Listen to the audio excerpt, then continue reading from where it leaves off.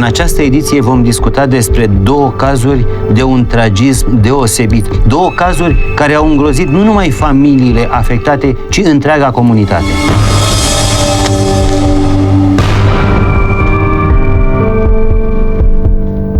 În ambele situații, iubirea întunecată de gelozie s-a transformat în ceva ce nu are nimic în comun cu dragostea.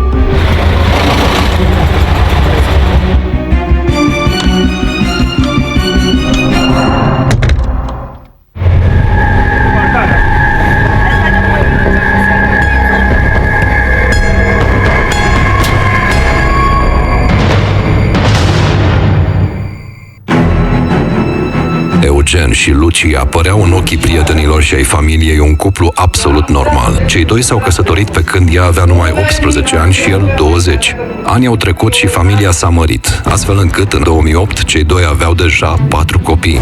Viața lor părea că intrase pe un făgaș normal, dar s-a dovedit încă o dată că aparențele sunt înșelătoare. El era cunoscut cumva cu un comportament violent, mai avea antecedente în materie de violență? Nu era cunoscut cu un comportament violent, se știau că au ceva probleme în familie, tocmai pe fondul crizelor de gelozie pe care acesta le avea față de victimă, dar nimeni, nici măcar membrii familiei, nu credeau că va recurge la un astfel de gest. Lasă-mă în pace. Dacă s-a ajuns la crimă datorită geloziei, au existat foarte multe discuții, tensiuni, certuri, poate chiar scandaluri pe această temă. Numai că în momentul în care ești victimă într-o relație în care partenerul de cuplu te abuzează sistematic, acuzându-te de tot felul de lucruri, practic ești într-un cerc vicios din care este foarte dificil să ieși. Chiar rudele el cam plăceau pe el, pentru că omul avea grijă de familie, muncea, doar că a omorât-o. Și atunci și s-au urmat șocați. Dom'le, cum a putut să facă el așa ceva? Pentru că nu părea genul, adică a avut grijă de... A venit cu bani acasă, nu bea, nu aia... Da, deci era familist omul. Atunci când vorbim despre gelozie patologică mai ales, nu vorbim despre o cauză aflată în exterior, ci exclusiv în interiorul individului. Neputându-se confrunta cu propria realitate și cu propria opinie despre sine, pentru că aici vorbim despre complexul de inferioritate al individului respectiv, care se consideră complet nevaloros și, practic, individul acționează conform acestui adevăr care se află în mintea lui. Nimeni nu știe ce s-a întâmplat în casa acestei familii, dar în data de 31 octombrie, Lucia a hotărât să plece de acasă. S-a mutat cu un alt bărbat și a lăsat cei 4 copii în urmă.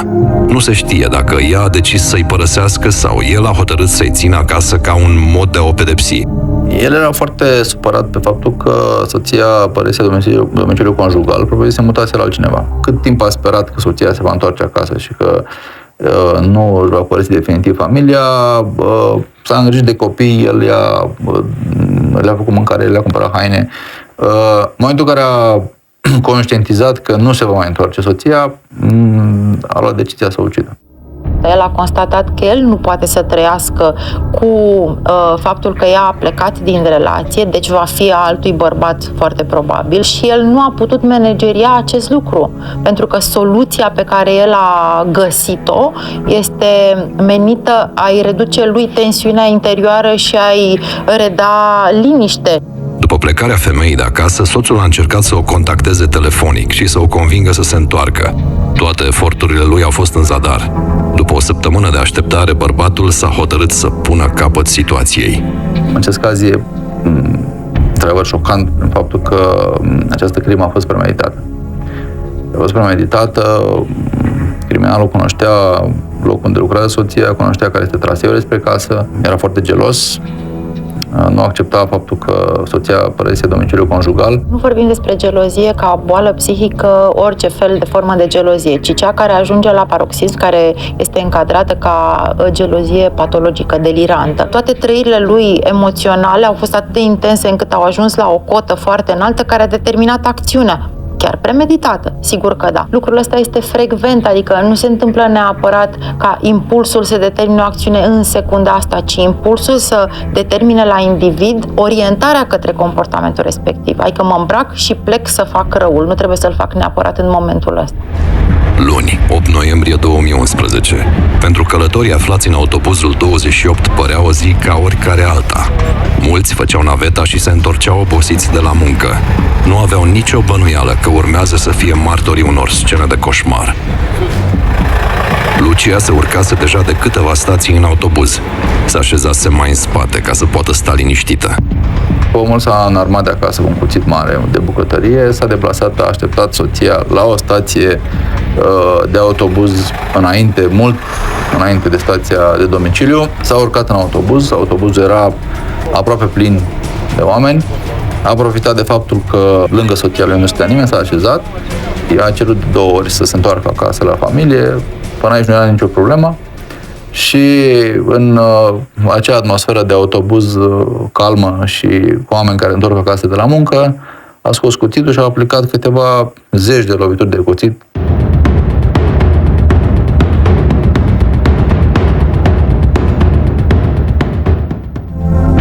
Nu am putut stabili la autopsie câte lovituri au fost, erau de multe încât se suprapuneau, era o nenorocire acolo. A fost un moment de panică generală în autobuz. Șoferul a oprit, a deschis ușile, lumea a fugit. El și-a terminat activitatea infracțională. Victima a căzut la pământ.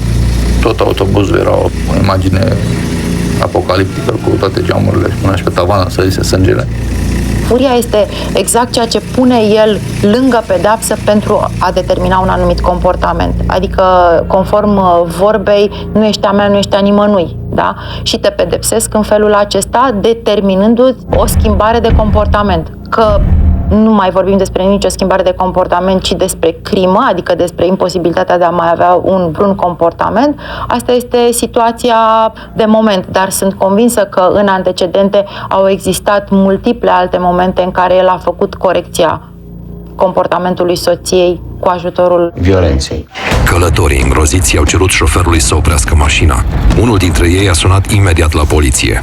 Am constatat că în autobuz se afla o persoană în sex feminin ce prezenta mai multe plăgi înjunghiate la nivelul gâtului, iar în jurul autobuzului se afla mai multă lume care era speriată. Ceea ce era foarte șocant la fața locului când ajungeai pe lângă balta aia de sânge și victima întinsă în autobuz, era faptul că lângă autobuz am găsit autorul, bine, în circuit de câțiva agenți de poliție, iar undeva la o distanță apreciabilă era un grup de cetățeni îngroziți care ieșiseră în autobuz și care erau efectiv șocați. Autorul se afla lângă autobuz, coborât, se spălase pe mâini și aștepta cu calm venirea organelor de poliție. S-a predat și nu a avut niciun regret. Faptul că a luat o sticlă de apă găsită la fața locului, a spălat cuțitul, adică nu putea să rămână omul cu sângele pe mâini acum. Deja el avea misiune îndeplinită? Sigur că da, pentru că în tipul acesta de patologie nu vorbim despre alterarea conștiinței decât în momentul comiterii faptei.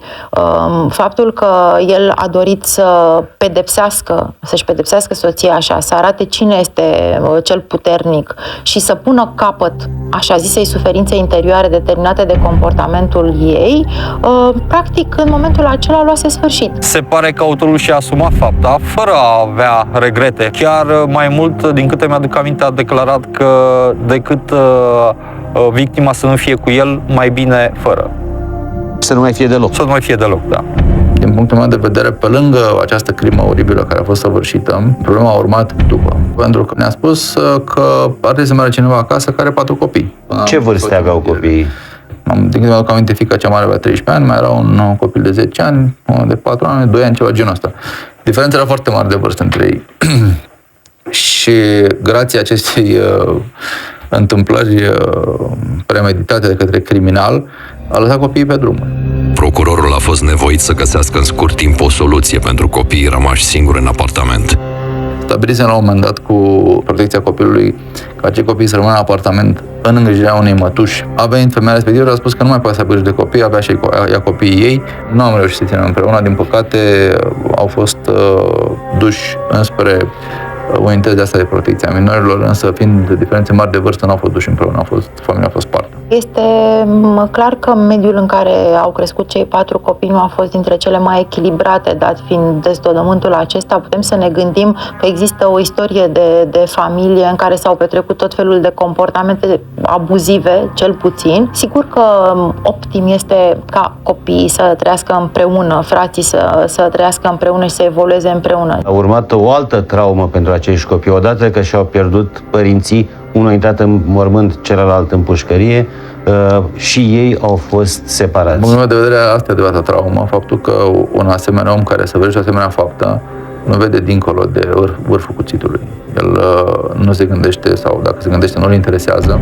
Nu mi s-a părut nicio secundă că ar fi regretat. Dimpotrivă, și a admis vina din start. S-a părut extrem de ciudat lucrul ăsta. Totuși un om care nu are probleme de discernământ. Un om normal. Expertiza medico-legală psihiatrică l-a găsit complet corect. Apt și cu discernământul 100%, deci nici măcar diminuat nu era. Mi s-a părut foarte, foarte traumatizant așa să vezi un om care până la urmă a distrus totul. Tot ce clădiți în viața lui a distrus. În numele acelei familii pe care voia să o țină închegată, a distrus acea familie. Bine, acum e posibil la momentul în care se va libera din penitenciar să poată să mai repare o parte din cioburile sparte, dar nu cred că se mai poate face mai lucru. Copiii au crescut fără părinți, deja au o anumită vârstă. Este extrem de delicat de gestionat această etapă de viață și în condiții firești de evoluție. Da, păi într-un context absolut dezechilibrant în care mama pleacă de acasă și tatăl meu devine criminalul mamei o săptămână mai târziu. Efectele sociale a unui asemenea fapt se perpetuează și acum, deci nu se vor termina niciodată. Pentru motivul că acei copii, eu să fiu, gândiți-vă noastră, ați înțelege că s-a întâmplat în familia mea, că noi sportam 2 părinți. E foarte greu de înțeles și de acceptat așa ceva.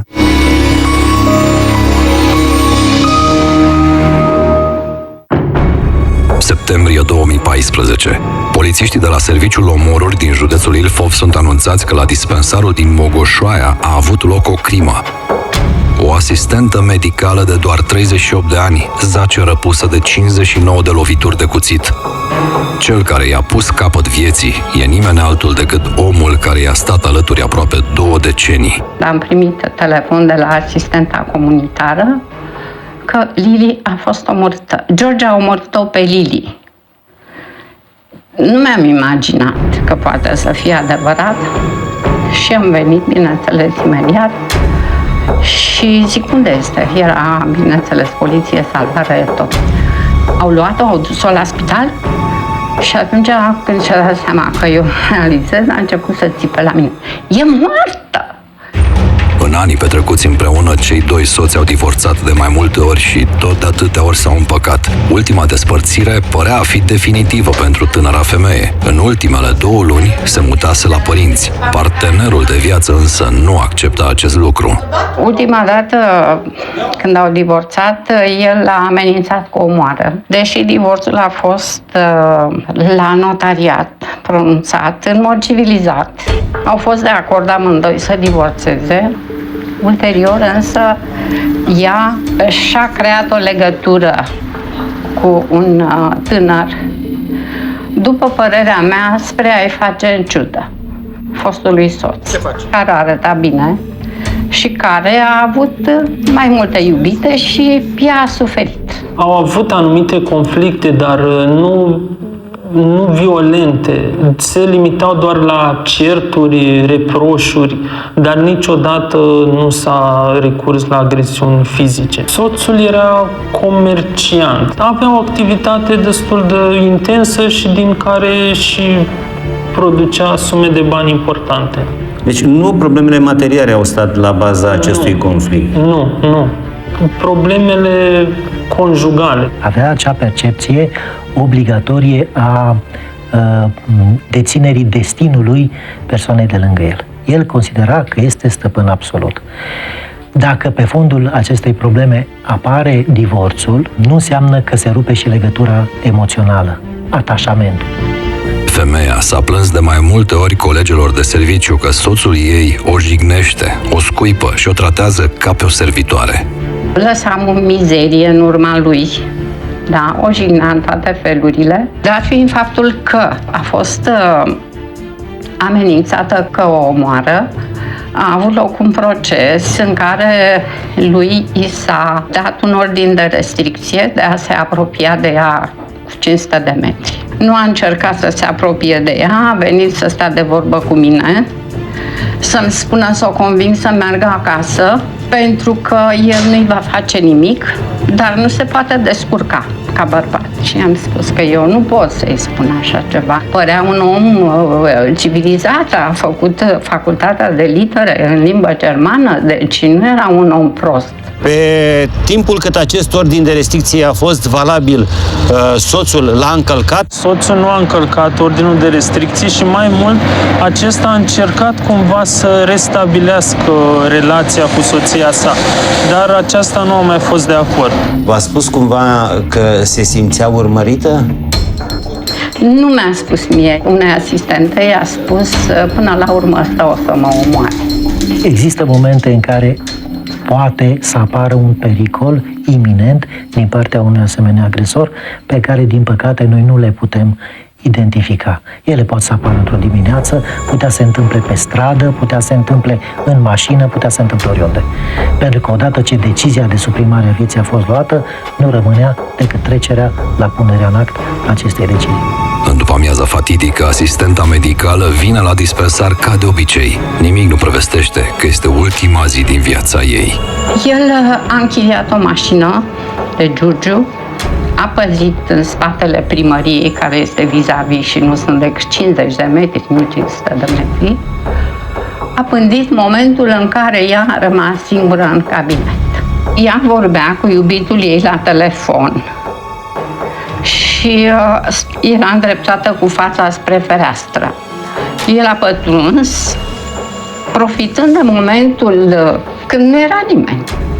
Se pare că i-a pus mâna la gură pentru că era mușcat de mână și cu cuțitul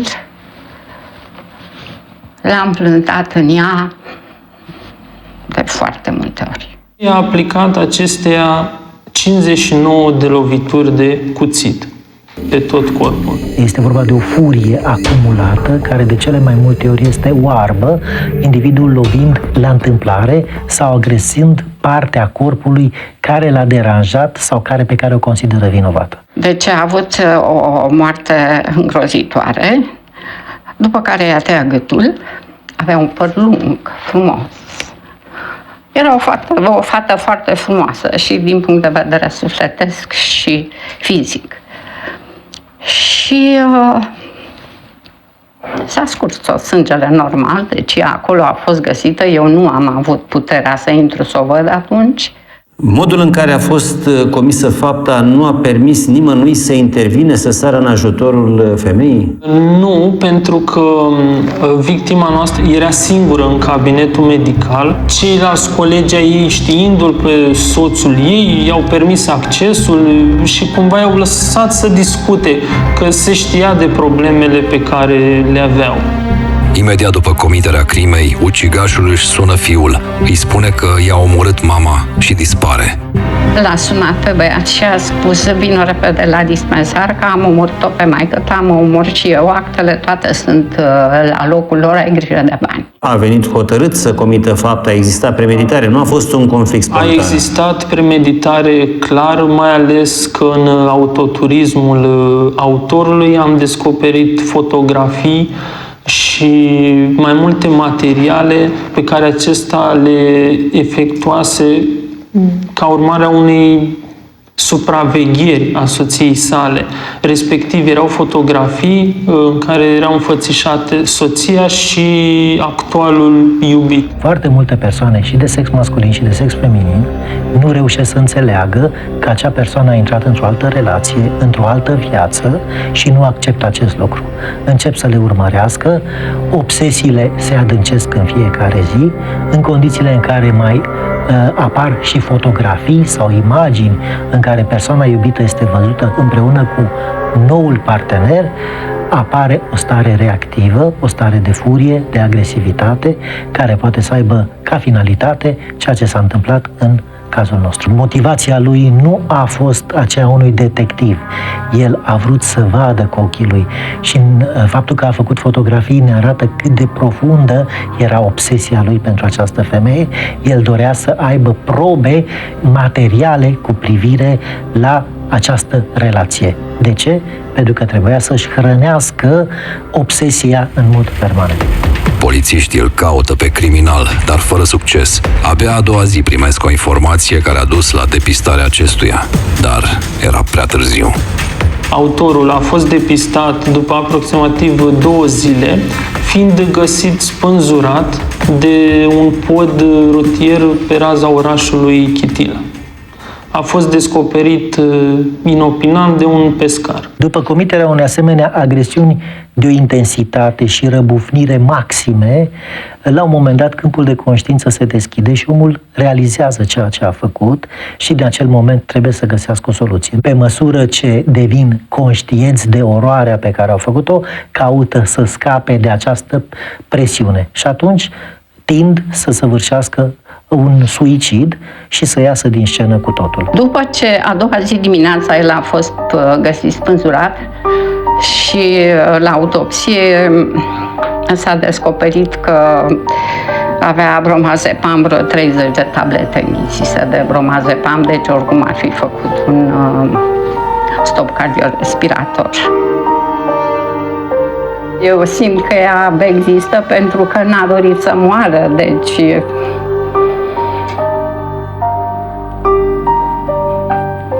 Îi simțiți cumva prezența aici? și lipsa.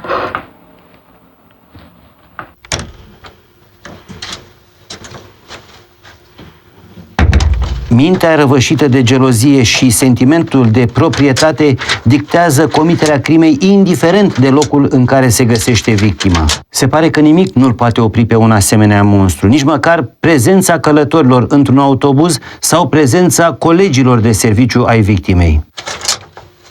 Premeditarea crimelor, modul diabolic în care ele au fost comise, au făcut imposibilă prevenirea acestor tragedii. Paradoxal, fiecare dintre criminali părea că luptă pentru a-și ține familia unită. Rezultatul a fost cu totul altul. Nici măcar existența unor copii care au rămas fără ambii părinți. Unul a ajuns în groapă, celălalt după gratii, nu i-a putut opri pe autori. Aceste cazuri demonstrează încă o dată că iubirea afectată de gelozie se transformă în obsesie, în boală greu de gestionat fără un ajutor medical de specialitate. Dacă uneori, mai ales la începutul relației, aceste ușoare accese de gelozie sunt luate drept dovezi de iubire, timpul amplifică sentimentul de proprietate, iar iubirea dispare în locul ei, insinuându-se gândul criminal.